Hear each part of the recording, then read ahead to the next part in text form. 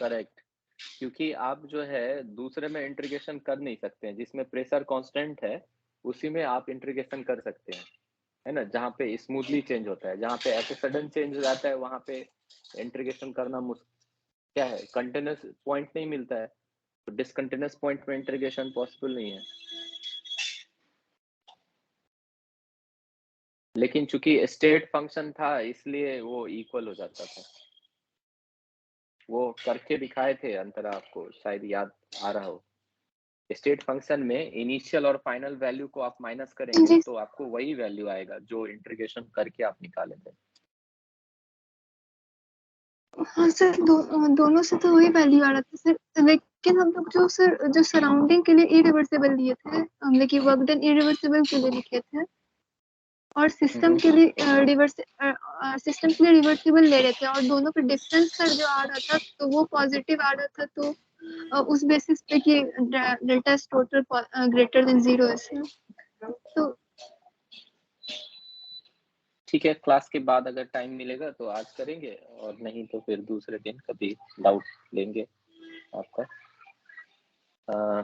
Class start करते हैं। श्रेयस आने से बताइएगा, उसको इन करा देंगे, कोई भी आदमी बता दीजिए। श्रेयस आ चुका है? नहीं, वो नहीं आएगा बोला। आज वो नहीं आएगा? हाँ, अभी मैसेज ग्रुप में मैसेज किया है क्या? नहीं, पर्सनल। आपको मैसेज किया है? Yes sir. अच्छा अच्छा अच्छा अच्छा, हाँ मुझे भी किया है। ओके, चलिए फिर शुरू करते हैं। तो यहाँ पे हम लोग स्टार्ट किए थे हाइड्रोलिसिस पढ़ना। तो हाइड्रोलिसिस क्या किस किस चीज का पढ़ लिए थे, एक बार थोड़ा सा आपको याद दिला दें। तो हाइड्रोलिसिस हम लोग कहाँ से स्टार्ट किए थे, पहले किस किस कंडीशन में हाइड्रोलिसिस हो सकता है वो पढ़े थे। आयनिक कंपाउंड और कोवेलेंट कंपाउंड में हाइड्रोलिसिस कैसे होता है वो सीखे थे। जहाँ पे कोवेलेंट कंपाउंड था वहां पर हाइड्रोलिसिस होने का कंडीशन क्या था कि जो भी कोवेलेंट कंपाउंड है उसका नेचर लेविस एसिड टाइप का होगा, तभी वो हाइड्रोलिसिस होगा। यानी कि वो वाटर का लोन पेयर, ऑक्सीजन पे जो लोन पेयर इलेक्ट्रॉन है उसको एक्सेप्ट करने के लिए उसके पास वेकेंट ऑर्बिटल्स होगा, तभी वो हाइड्रोलिसिस करेगा। तो डिफरेंट डिफरेंट केसेस में हम लोग हाइड्रोलिसिस सीखे थे कि उसका प्रोडक्ट क्या होता है, फिर पार्शियल हाइड्रोलिसिस क्या होता है वो सीखे थे। डिफरेंट डिफरेंट ग्रुप्स में हाइड्रोलिसिस सीखे थे। फिर हम लोग ये सीखे थे एम्फोटरिक मेटल कौन कौन सा है, जनाबे अली गाय, गाय सुना करे वो सभी आसमां के प्रभु, ये हम लोग सीखे थे, है ना। और इसके बाद लास्ट टॉपिक था हम लोगों का हाइड्रोलिसिस ऑफ फ्लोराइड्स ऑफ जेनियम। इसमें जो जेनियम्स के फ्लोराइड्स हैं वो 3 फ्लोराइड है, XeF2, XeF4, XeF6, और जेनियम का ऑक्साइड XeO3 सिर्फ एक एग्जिस्ट करता है। और जेनियम का XeF8 जो फ्लोराइड है वो एग्जिस्ट नहीं करता है स्टेरिक बॉन्डिंग के कारण, है ना। तो ये हम लोग ऑक्साइड्स ऑफ जेनियम यहाँ पर देख रहे थे। अभी इसमें क्या होता है कि XeO4 तक यहाँ तक आए थे, XeO3 ये है, XeO ये है। तो इसका जो स्टेबिलिटी होता है वो इस तरीके से इंक्रीज होता है। यहाँ से आप जैसे ऊपर से नीचे जाएंगे तो स्टेबिलिटी जो है वो इंक्रीज करेगा। लेकिन ये वाला कंपाउंड में क्या हो जाता है इसके केस में कि ये एग्जिस्ट ही नहीं करता है। ये एग्जिस्ट इसलिए नहीं करता है क्योंकि आप देखेंगे तो आपके पास पाई बॉन्ड जो है ना वो 3 ऑलरेडी बन चुका है। 3 पाई बॉन्ड ऑलरेडी यहाँ पर बन चुका है। तो पाई जो बॉन्ड बनाता है जेनियम का, जो डी ऑर्बिटल्स पाई बॉन्ड बनाएगा, डी ऑर्बिटल में सिर्फ DXY, DYZ और DZX, यही 3 ऑर्बिटल जो है पाई बॉन्ड बना सकता है। इसके अलावा x² - y² और z² ये पाई बॉन्ड नहीं बनाता है। आप पाई बॉन्ड जो है ये तीनों एक दूसरे के परपेंडिकुलर होता है, तीनों जो है एक दूसरे के परपेंडिकुलर होता है। तो आपका क्या हो सकता है, अगर p ऑर्बिटल बनाता है तो px, py और pz ऑर्बिटल ही पाई बॉन्ड बनाता है।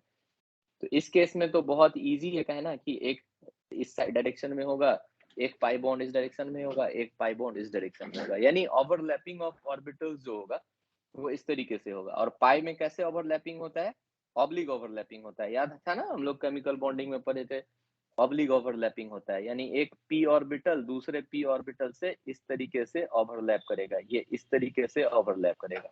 और सिग्मा बॉन्ड में किस तरीके से ओवरलैपिंग था, ये हम लोग पढ़े थे, ये कैसे पढ़े थे, ये हेड ऑन ओवरलैपिंग था। तो ये पाई बॉन्ड बनने का था, ये सिग्मा बॉन्ड बनने का था। तो जो पाई बॉन्ड्स होता है वो एक दूसरे के परपेंडिकुलर प्लेन में रहता है, एक पाई बॉन्ड दूसरे पाई बॉन्ड के परपेंडिकुलर प्लेन में रहता है। तो अगर p ऑर्बिटल पाई बॉन्ड बनाता है जहां पर, वहां पे px py pz में खत्म हो जाता है कहानी। लेकिन जहां d ऑर्बिटल बनाता है वहां पे और भी d ऑर्बिटल्स है, लेकिन वो उसके परपेंडिकुलर नहीं होता है। और परपेंडिकुलर होने का मतलब है कि आपके पास तो परपेंडिकुलर अगर आप लेंगे, तीन लाइंस को परपेंडिकुलर लेंगे तो आपके पास तीन ही एक्सिस हो सकता है, तीन ही लाइन एक दूसरे के परपेंडिकुलर हो सकता है। तो इस वजह से क्या होता है कि इसका जो पाई ऑर्बिटल्स है, यही सारा ऑर्बिटल्स जो है पाई ऑर्बिटल्स कहलाता है, जो पाई ऑर्बिटल पाई बॉन्ड बना सकता है, यही सारा ऑर्बिटल्स पाई बॉन्ड्स बना सकता है। तो ये ऑलरेडी एग्जॉस्ट हो गया है, तो इसका बाकी जो ये वाला बॉन्ड है ये नहीं फॉर्म करेगा, तो ये नहीं बनता है, नॉट फॉर्म। इस तरीके से आप देखें तो ये दोनों अनस्टेबल होता है। स्टेबिलिटी सीरीज में अगर आप आइए तो सिर्फ इसका एक ही जो ऑक्साइड है HCO3 यही स्टेबल है, यही फॉन्ड है, यही मिलता है हमें, इसलिए यहाँ पे सिर्फ HCO3 के बारे में लिखें, ठीक है ना। उसके बाद यहाँ पे देखिए हाइड्रोलिसिस देखते हैं, किस तरीके से हाइड्रोलिसिस होता है इसका।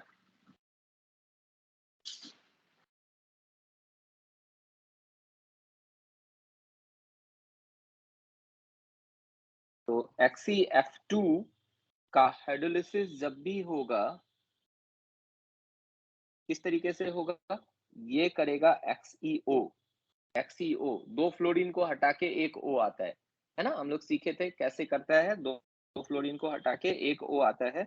लेकिन ये XeO अनस्टेबल कंपाउंड होता है और ये फिर से टूट जाता है Xe प्लस हाफ O2 में, और यहाँ पर आपको ट्वाइस HF बनेगा, ट्वाइस HF बनेगा। तो आप ओवरऑल अगर रिएक्शन लिखोगे इसका तो आप लिख सकते हो कि XeF2 ऑन हाइड्रोलिसिस, या आप इस तरीके से प्लस H2O भी करके लिखो तो वही बात है। On hydrolysis it gives Xe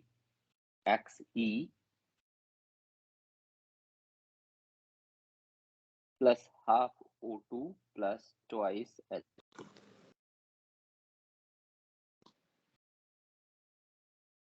ठीक है, मेरी आवाज आ रही है ना?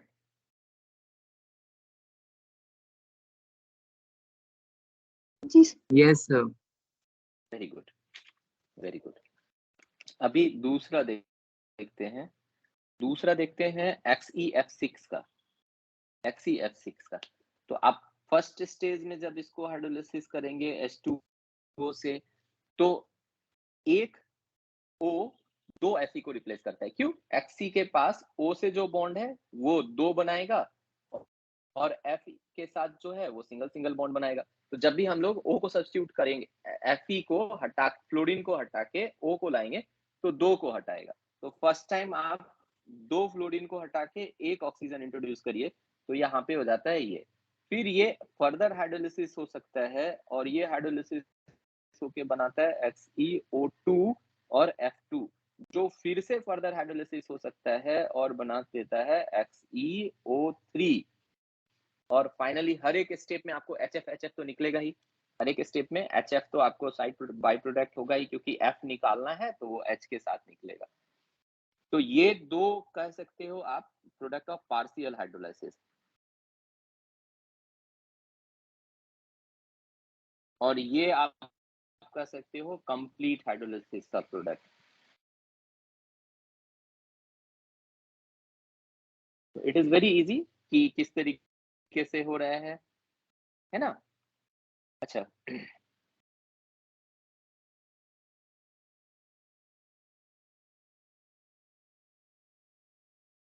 नेक्स्ट देखेंगे, ये किसका देखें, जहां पे Xe जो है वो +2 स्टेट में है, यहाँ पे +6 स्टेट में है।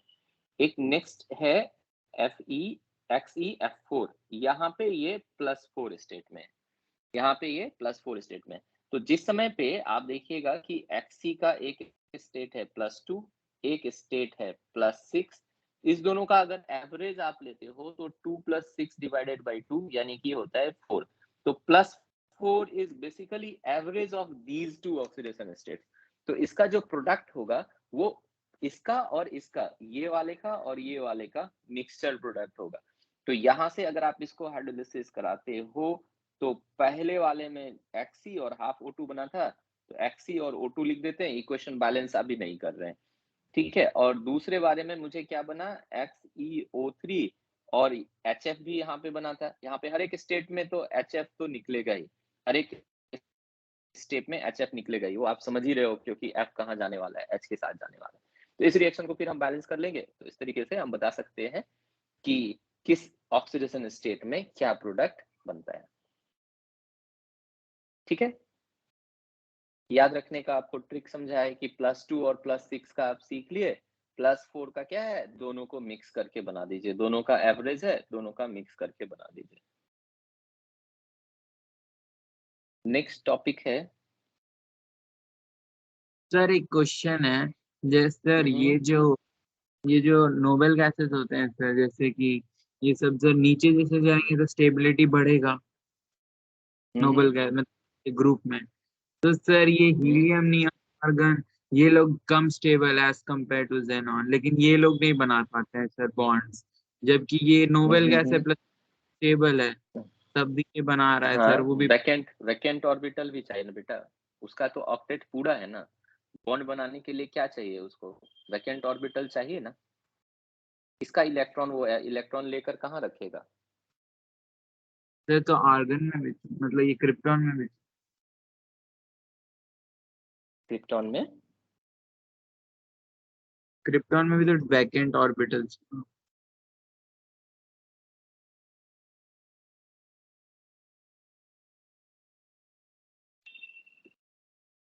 हाँ करेक्ट, क्रिप्टॉन में भी है। तो वो क्यों नहीं बनाता है, और ये इतना सारा अलग अलग स्टेट में कैसे नहीं बना, ऐसे सर ऑक्सीडेशन स्टेट में क्यों नहीं बना पाता है जितना जेनॉन बना। बताते हैं इस पे बात आपको। हालांकि ये वाला चीज हम लोग जब 18th ग्रुप पढ़ेंगे ना, तो वहां पे डिटेल में आप सीखेंगे, लेकिन आप पूछे हैं तो आपको बता देंगे। तो हाइड्रोलिसिस ऑफ बोरेक्स, इसको कंटिन्यू करते हैं, आपको बताएंगे अभी। Na2B4O7 बोरेक्स, एक्चुअली बोरेक्स का फॉर्मूला तो Na2B4O7.10H2O होता है बोरेक्स का, लेकिन अब हाइड्रोलिसिस मुझे करना है तो ये वाटर जो क्रिस्टलाइन वाटर है इसको छोड़ देते हैं, इसको छोड़ देते हैं, आप इसका हम लोग हाइड्रोलिसिस कराते हैं। तो हाइड्रोलिसिस कराएंगे तो इसमें क्या होता है आप देखिए, जो बोरेक्स है ये बनता किससे है, अगर आप ध्यान रखें तो किसी भी सॉल्ट का अगर हाइड्रोलिसिस करते हैं तो उसका कंजुगेट एसिड और बेस, जो भी एसिड और बेस से वो बना है उसमें वो टूट जाता है।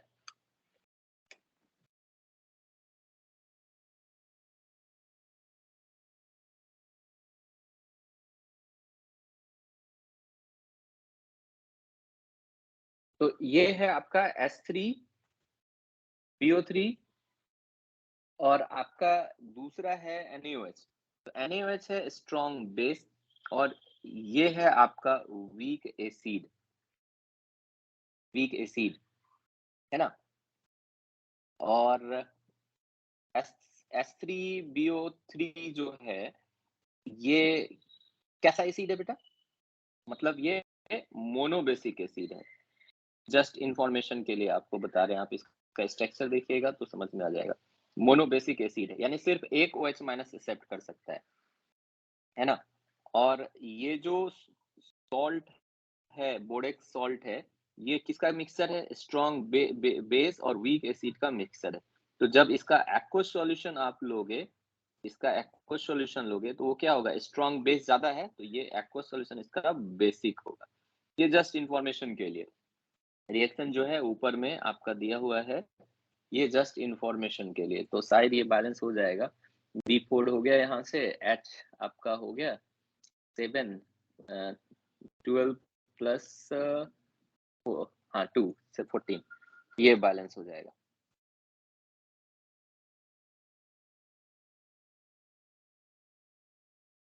अब ये भी देखो कि NaOH जो है ये इससे रिएक्शन करके H3BO3 से रिएक्शन करके ये ट्वाइस NaBOH होल 4, तो Na2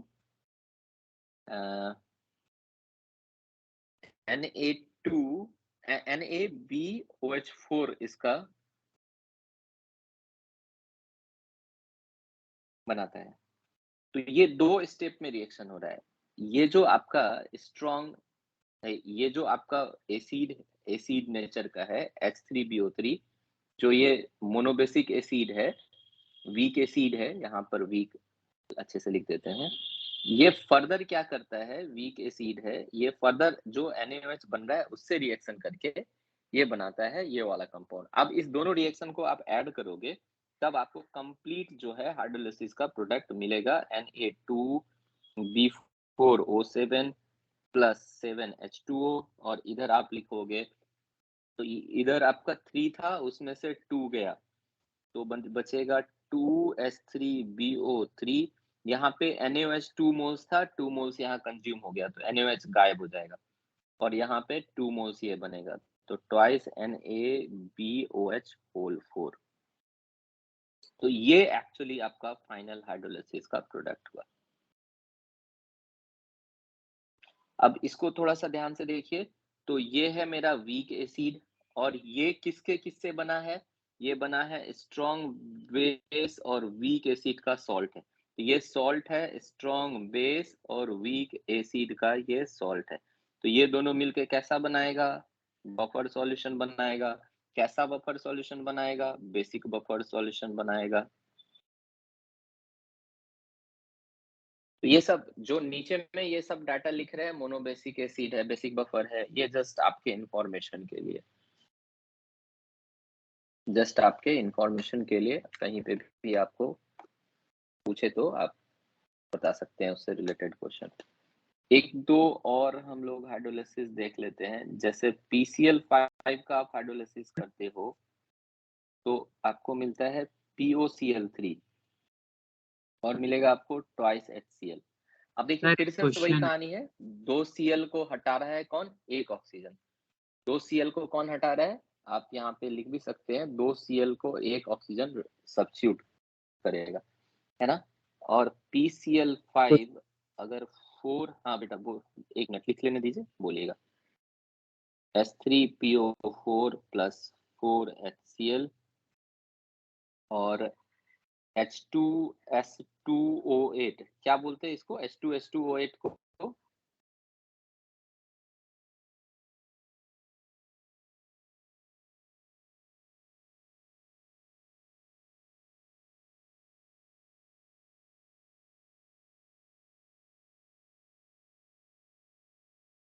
H2S2O8 को क्या बोलते हैं,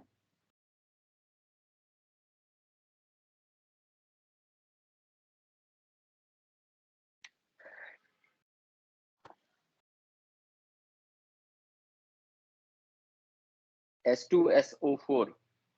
अब इसमें देखिए एक S जोड़िएगा और 8 करना है तो नहीं, H2S2O7 होता है ना, ओलियम सॉल्ट, ओलियम, ये ओलियम नहीं है।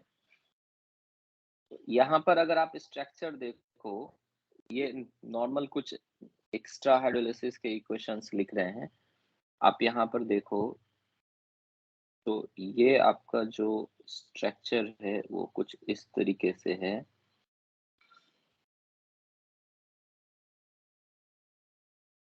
स्ट्रक्चर से इसका हाइड्रोलिसिस क्लियर हो जाएगा। तो जब आप इसका हाइड्रोलिसिस करोगे ना तो इसका जो ऑक्सीजन के साइड का ये 2 बॉन्ड है, ये 2 बॉन्ड टूटेगा। हाइड्रोलिसिस जब हम करेंगे तो मेरा ये दोनों बॉन्ड जो है ब्रेक हो जाएगा और HOH जो है ब्रेक होके इसमें ऐड होने वाला है। तो HOH कैसे ऐड होगा? अगर इसका कंप्लीट हाइड्रोलिसिस करते हैं, ये क्या है मेरा? कंप्लीट हाइड्रोलिसिस करते हैं तो क्या होगा? आप देखिए कि ये इस जो OH है किस साइड जाने वाला है? OH जो है वो सल्फर के साइड जाने वाला है और इसके साइड दोनों साइड HH जुड़ने वाला है। तो यहाँ पर आप जैसे ही जोड़ेंगे तो यहाँ पे आ जाएगा OH, तो ये हो जाएगा SOH, यहाँ पे 2 O और यहाँ पर आएगा आपका OH।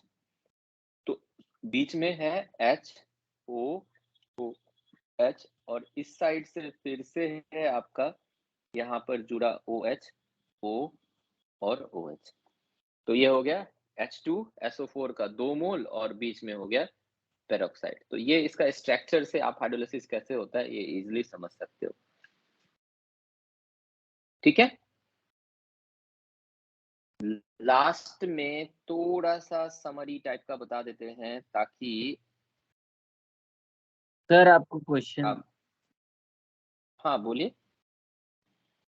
सर आपने जो वो लिखा था ना बेसिक बफर सॉल्यूशन, सर वो तो एसिडिक होगा ना, क्योंकि सर वीक एसिड और वीक एसिड का वो है और फिर वो सॉल्ट है वो भी वीक एसिड और स्ट्रॉन्ग बेस से बना है, तो वो तो एसिडिक बफर होता है। Weak acid and strong base का सॉल्ट है ना बेटा। हाँ सर, तो स्ट्रॉन्ग बेस और ये तो वीक एसिड भी है ना उसमें, तो सर वो तो वी एसिडिक बफर होता है। इसके साथ यहाँ वीक एसिड है ना। ये सर वीक एसिड के साथ जब हाँ बनाते हैं सर तो एसिडिक बफर ही बनता है। हाँ ठीक है, इसको देख लेंगे।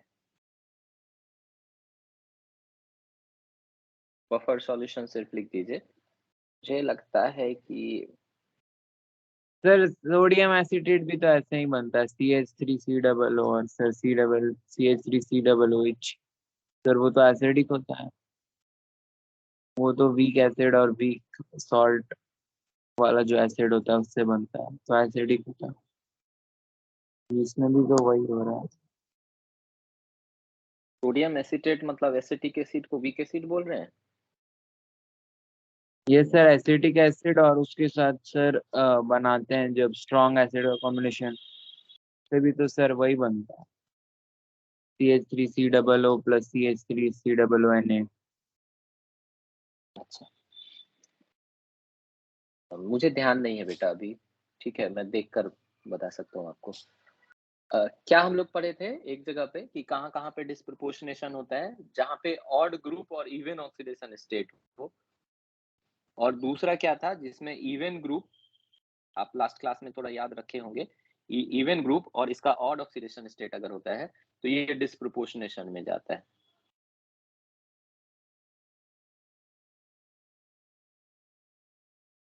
डिस्प्रोपोर्शनेशन रिएक्शन करता है ये हाइड्रोलिसिस में। और पार्शियल हाइड्रोलिसिस किसका किसका होता है?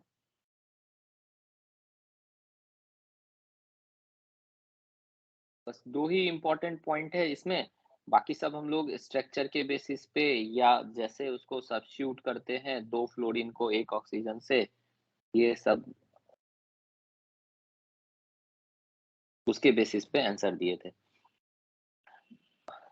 2 बात पढ़े और लास्ट में हम लोग क्या पढ़े थे? Fluorides of xenon. लास्ट में हम लोग फ्लोराइड्स ऑफ ज़ेनॉन पढ़े थे, जो फ्लोराइड्स ऑफ ज़ेनॉन। तो देखिए ये क्या है, एक बार थोड़ा आपको याद दिला दें।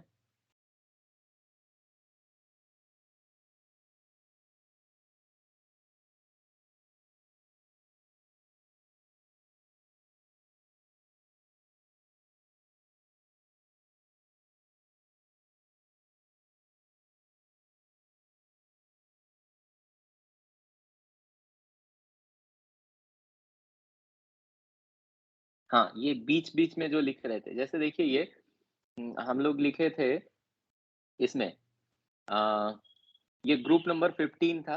ग्रुप नंबर 15 में अगर इवन ऑक्सीडेशन नंबर है ना? तो ये डिस्प्रोपोर्शनेशन में गया। ये +4 में था, तो ये फिर 2 ऑक्सीडेशन स्टेट में यहाँ पर गया, एक हायर ऑक्सीडेशन स्टेट में, एक लोअर ऑक्सीडेशन स्टेट में। इसी तरीके से ग्रुप 16 में जो इवन ऑक्सीडेशन स्टेट है, इसका अगर ऑड ऑक्सीडेशन स्टेट +5 में है, तो ये भी डिस्प्रोपोर्शनेशन रिएक्शन में गया था। तो यही बात यहाँ पे लिखे हैं कि आपका अगर डिस्प्रोपोर्शनेशन हाइड्रोलिसिस में डिस्प्रोपोर्शनेशन कब होता है, जब ऑड ग्रुप हो और ऑक्सीडेशन नंबर उसका इवन हो, या इवन ग्रुप का ऑक्सीडेशन नंबर ऑड हो। और पार्शियल हाइड्रोलिसिस भी हम लोग पढ़े, जिसमें देखे कि कंप्लीट हाइड्रोलिसिस नहीं हो रहा है, पार्शियल हाइड्रोलिसिस भी उसमें देखे। ठीक है, तो ये हो गया आपका हाइड्रोलिसिस खत्म। अभी हम लोग स्टार्ट करेंगे